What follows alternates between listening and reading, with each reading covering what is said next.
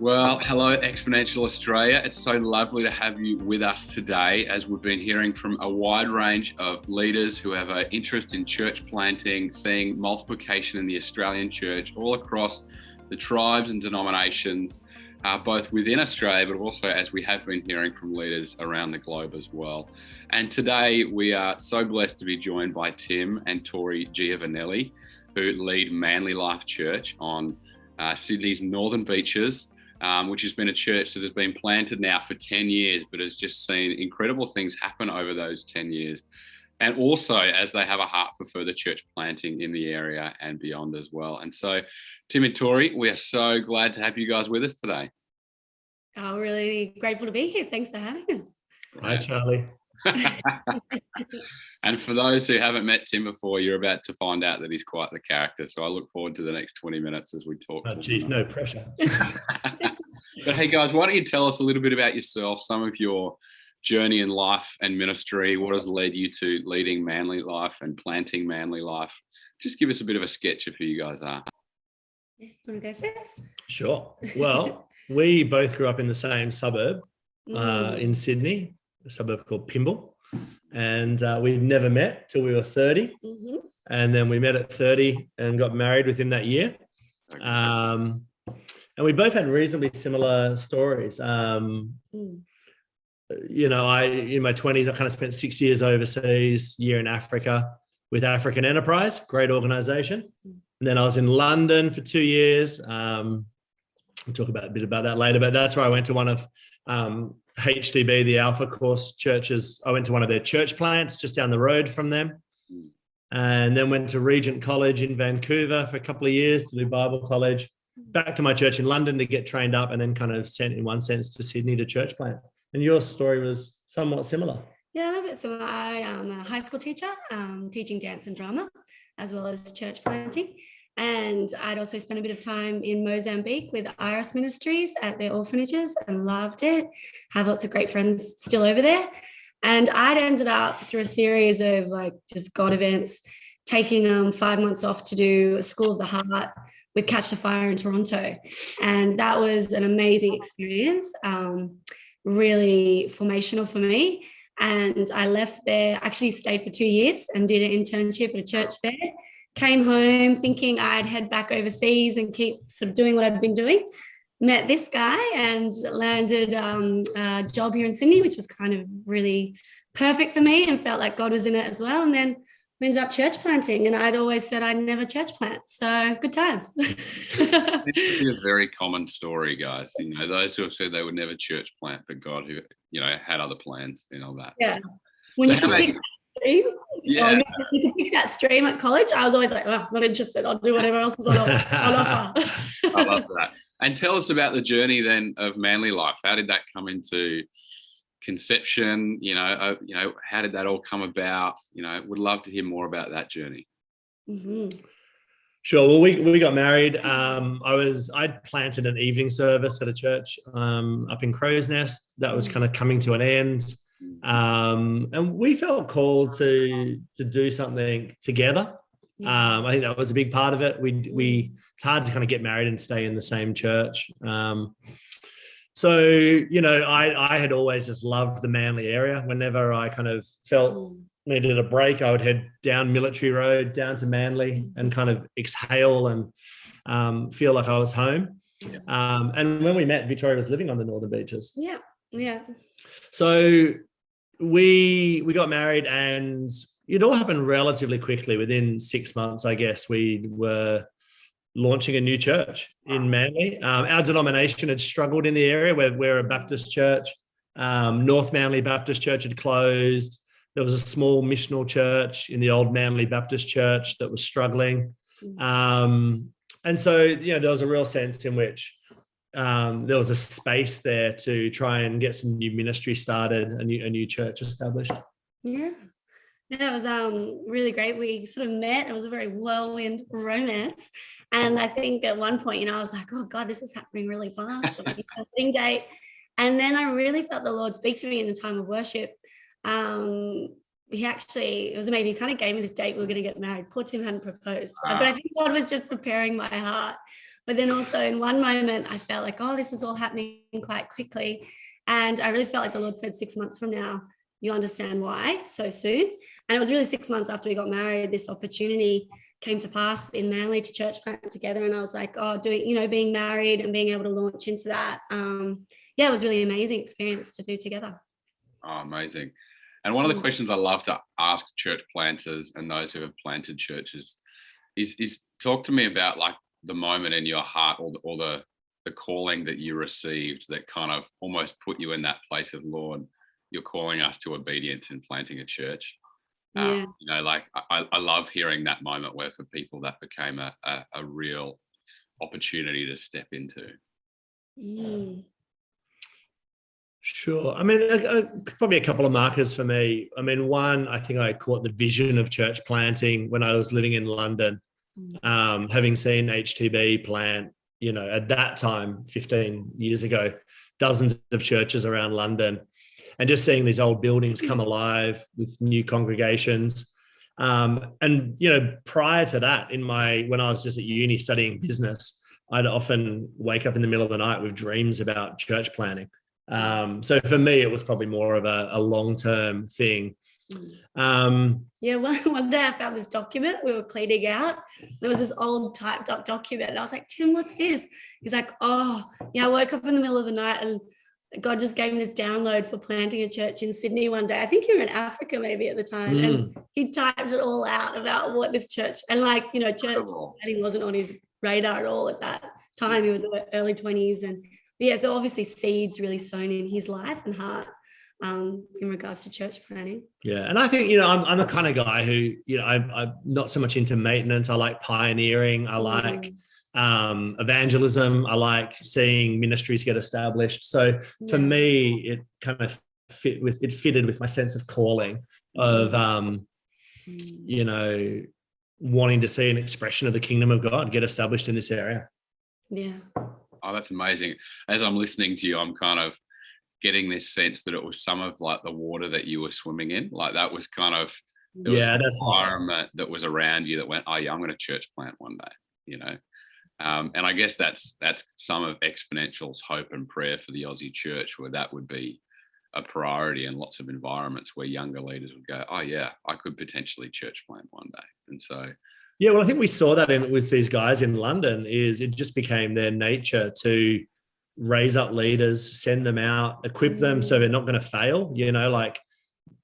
In one sense, what I saw with the HTB church plants is they gave it every shot of being able to be a success. They would send big, healthy teams.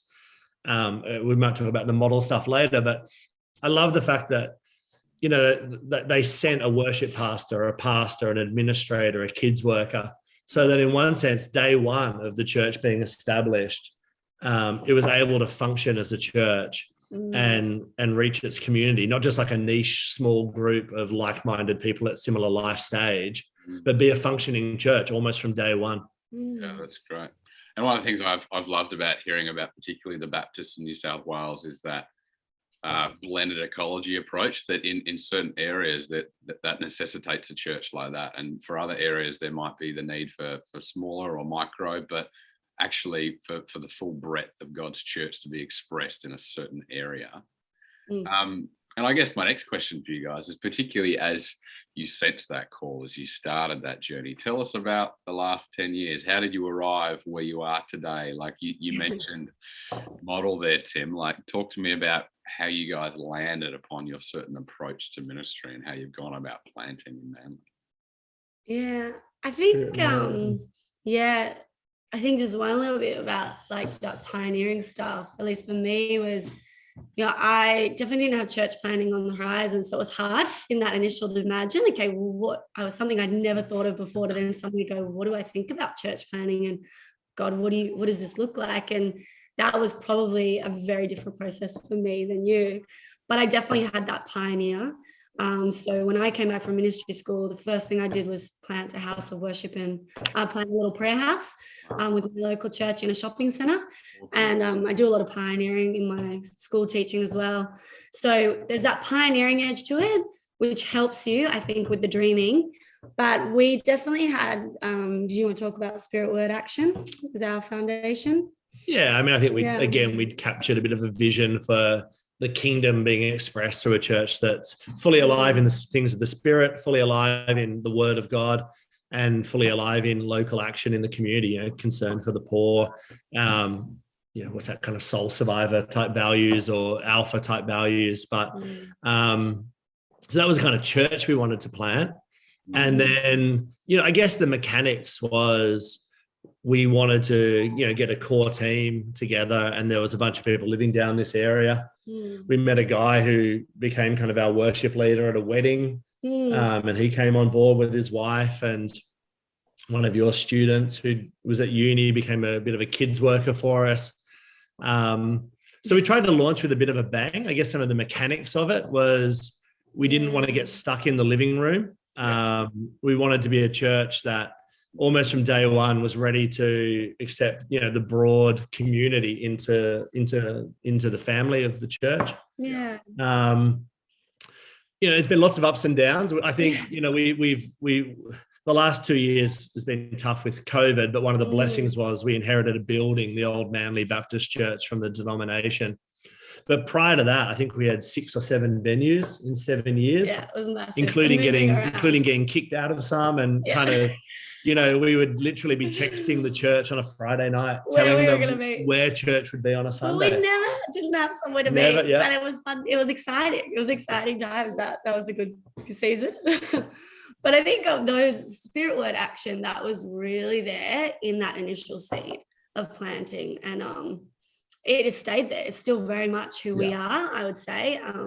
And even in that lead up to planning, we would get a lot of words about whenever people gave us prophetic words, it was always this marrying together of spirit and word, and what we were going to do. So that, I feel like, was such an arrowhead for us in what we felt, the vision of what we were called to build. And it's something we've always held really dearly and treasured. And even in our choices in church planting, I think when there's so much you can do, there's so many different ways you can do ministry in church. So it can be a bit overwhelming. Like you kind of get excited, like, let's do everything. But I think one of the things I really appreciated that we did in those initial planting weeks and months and year even, was we said, we just want to do what we feel God's calling us to do, and do that really, really well. Right. So we kept things really simple. We were like, okay, what's the essence of what we're being called to? That's what that looks like practically. And then, because you get lots of people in your ear, oh, why don't you do this? And why don't you do this? And we should start this and we should start that. But we were really, I think we just held really firm to like, nope, this is what we feel we're meant to do. And we're just going to actually do that one thing really well, and then slowly build on that. Yeah. It's funny, as you guys were talking, like you almost get that sense of exhilaration about those early stages of planting the church. Like it's an adventure. Like we're doing something together. We're breaking new ground. It's that pioneering spirit that you were speaking about. And you kind of, you feel like you want that for the whole church, because all churches can fall into that rut occasionally, but there's something about pioneering that brings about that exhilaration of doing something with Jesus. And it's a great adventure, isn't it? Yeah, and you're trying to, gather people and see people won to the Lord, and, get Sunday services off the ground. And, and we had those little breakthrough moments when we went from, we started with an evening service, and we had families saying, we want to join in with what you're doing, but we just can't do evenings. And I remember the church had grown to such a size that we were ready to multiply into 2 services. And then that was the big moment, because we launched on an Easter Sunday, the morning service, and families started to flock in, and more staff got added. And, that's some of the mechanics of church planning is some things just take time as well. Yeah, absolutely. Well, how about you guys share just a bit about, you've mentioned some of your influences by way of each of your journeys, being in London, being in Toronto and in Africa. Who would you point to as well as other kind of key influences by way of some of your journey? Maybe whether it's literature you've read or people that you've been inspired by that have helped Manly Life be what Manly Life is today.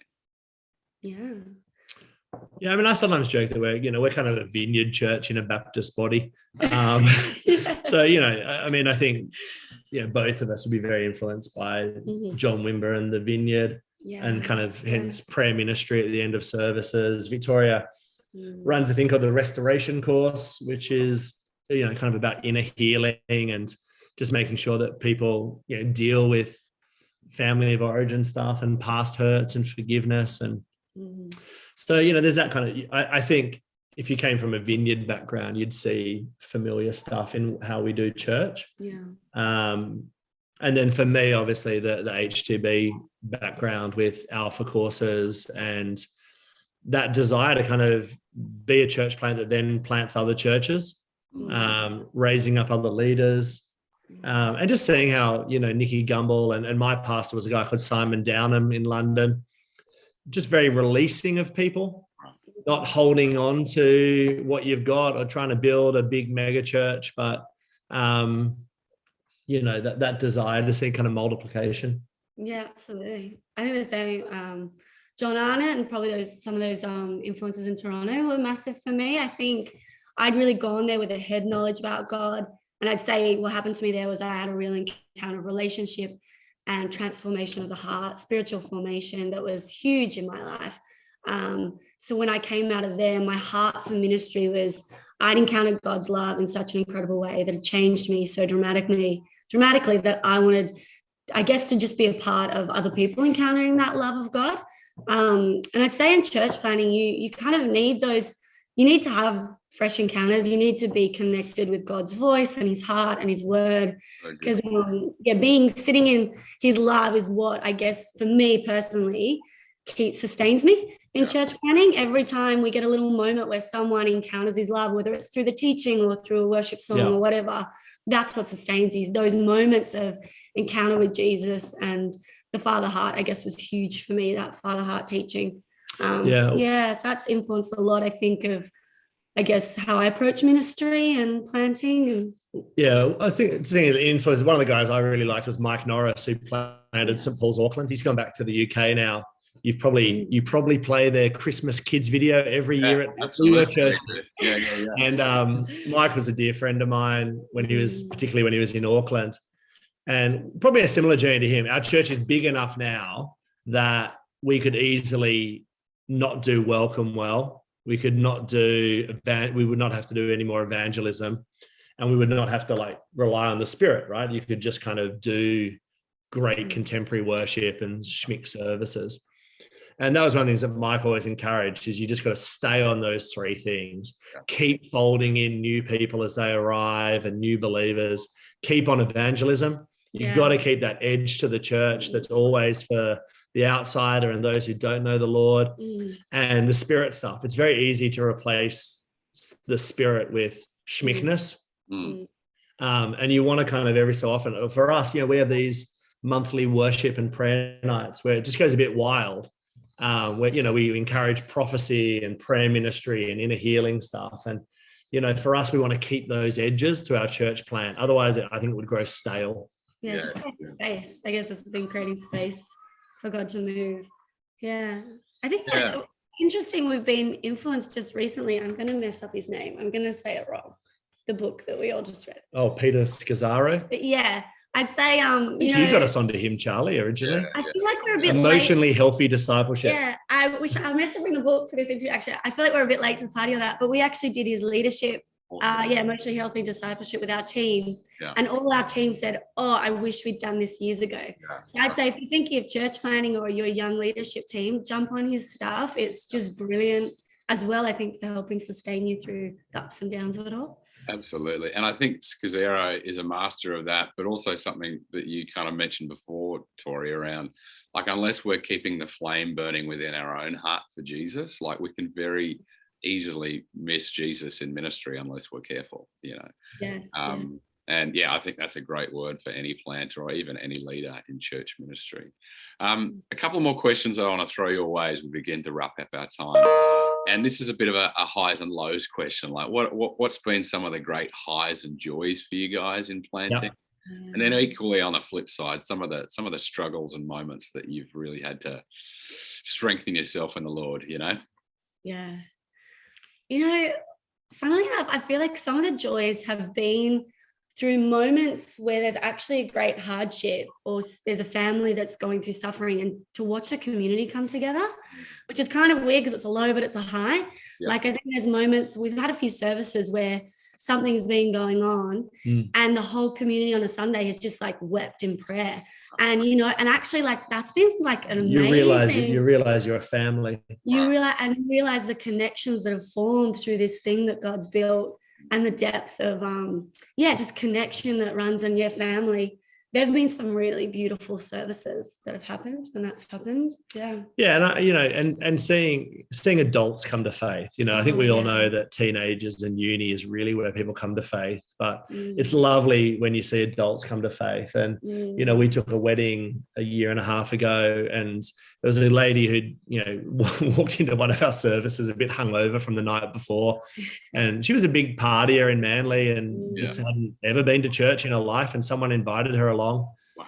And she hasn't left since. You know, she came to faith, did Alpha, has then helped on every Alpha course. Helps every course. And she met a guy, he then did Alpha and came to faith. Yeah.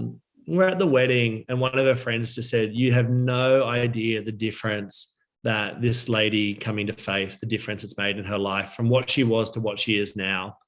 And I think that's the kind of stuff where sometimes in the grind of, we've still got to fill in rosters. We've still got to make sure that the kettle's boiled and the seats are out and the lights are on. You know, ministry has just mundane stuff, right? But I love the stories of people who really deeply get converted. Their lives are transformed by the gospel. And then you get to continue going on that journey with them. I think in terms of struggles, for me, because I'm such a relational guy, the area that we've planted in Manly is very transitory. Like, people move in and move out. A lot of international students or international workers. So I've kind of been saying to the church, even in the last 3 months, we've lost over 8 or 9 families who've moved out of the area. And that just, I think that takes a toll. I remember early on for you, you really invested in some people. We're not having a go at you, these people. But then they moved to America. They moved back to the US, or, so I think that's hard. Like, you invest, you're doing and your life. But I think that's part of the privilege too, that you get people for a season and you do life with them. And it can be hard to then say goodbye, but you just know that you just have to trust that you've been a part of something that God's been doing in them. But that can be hard. And then for us, it then means, the new family walk through the door, or someone comes to our playtime thing and comes to church. It's like, here we go again. We're going to make room at the table and make sure their experience of local church is incredible. Love that. Oh, that's awesome, guys. My last question for us today is particularly, it's twofold, but what would you say firstly to the person or the couple or the team that might be beginning to sense, is the Lord leading us to plant a church? Like, if you could have your time again, what might you change? And then I guess on the flip side of that, to the Australian church, which I know is a very audacious thing, but if you could give a word to the Australian church, encouraging them in the ways of multiplication and church planting, what might you say? I think to young leaders, I'd say, there's got to be a strong sense of calling to this. It shouldn't be a default thing because nothing else has worked. You can't find a path through someone. Church planting really is a calling. And the other thing I'd say is analyze your life. Like, have you led some ministries that have been fruitful? If you've never seen anyone come to faith through personal evangelism or through your preaching, then it might not be for you. One of the things that I did when I was at my church in London is I led a young adults community life group that multiplied a group into 2 groups into 3 groups. And before you knew it, there was about 50 young adults meeting midweek. And there was a sense in which I can pioneer. Now, it's the Lord who enables everything, but there should be a sense in which there's a calling, there's been some fruitfulness, and you're able to gather people as well, and kind of envision them for, a pioneering ministry. There's a lot of people who want to join in once it's all done and established. I'm sure you know that, Charlie. You know, once there's a thriving kids ministry, once there's a youth group, then we'll come and join. But you don't get many pioneers who want to go on that journey with you. So that'd be a couple of things I'd say to kind of younger people thinking about it. I'd say as well, it can feel like you're starting so small and it's this huge thing. But I guess to the Australian church, I'd say church planting, and anything I've learned with working alongside Tim is, you know, he doesn't have a heart to plant a huge mega church. He just wants to see lots of healthy local churches of a few hundred people that are doing life well, doing life deeply. Jesus is known and they're serving, they're able to serve and be a part of it. So I think like for the Australian church, I think it would be amazing if we had a vision for that, for a church on, you know, every street corner or in every suburb, there was a number of healthy churches, because our communities are full of thousands of people. We actually need thousands of churches. We need more just local, small, local, healthy churches. So I think, you know, I think that's encouragement too. Like, you don't have to go in with this big vision of, I don't know, I'm going to save the state or whatever. I don't think people do, but actually you just need to gather a few hundred people and love your local area, serve your local area, do life with those people well. And that's we need a lot more of that.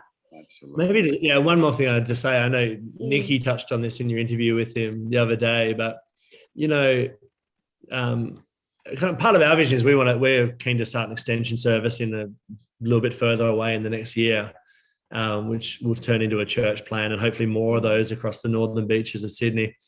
But I've just seen the way that they give away their best people rather than kind of trying to hold on to what they've got. And because then, you know, people who haven't been being able to have a go at ministry get an opportunity. And then people who were, you know, already doing stuff get to go pioneer something as well. So it's going to raise up more leaders. It's only going to be a good thing for the church if your laity get equipped to run alpha courses, to lead worship, to start kids ministries and, you know, that kind of stuff. But it only happens by giving away. And I think one of the things we always think is, you know, when are you big enough to start giving away? But I think you've just got to start, right? Absolutely. So when we did our morning service, we grew because we created room. As you create room, as you multiply, you create room for growth. Yeah, it's great. At some level, you've actually got to do it right. It can't just be a theory. It's got to be a practice. And so, guys, I so appreciate your time today. You guys have had some absolutely brilliant insights, and I just know that this conversation is going to bless many as they listen and consider all the Lord might be doing in and through them. And so, Tim and Tori, we really appreciate you both. No, thanks for having us, Charlie. It's been fun. Nice. I'm off to Hawaii on Monday, so no one email me if you got questions.